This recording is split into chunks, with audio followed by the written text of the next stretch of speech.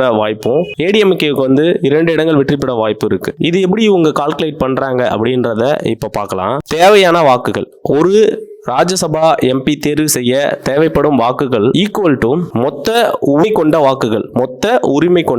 இங்க மொத்த உரிமை கொண்ட வாக்குகள்ன்றது வந்து எம்எல்ஏவை குறிக்கிறது.